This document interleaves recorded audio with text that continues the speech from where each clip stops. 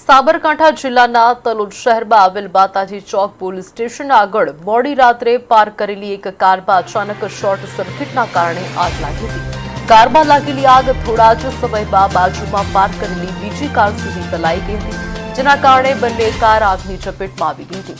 આગ લાગવાની જાણ થતાં આસપાસના લોકોના ટોળે ટોળા ઘટનાસ્થળે એકત્ર થઈ ગયા હતા।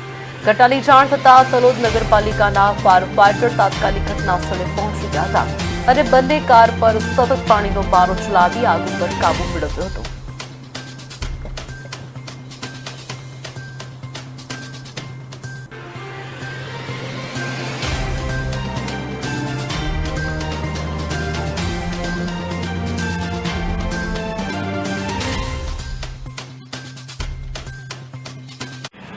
હું પ્રણવ સોલંકી માણેકલ સિડનીપુર તલોદનો રહેવાસી। મારી ગાડી અહીંયા માતાજી મંદિર પાસે પોલીસ સ્ટેશન આગળ પાર્ક કરેલી હતી। બીજી ગાડીમાં આગ લાગતા મારી ગાડીમાં પણ આગ લાગી।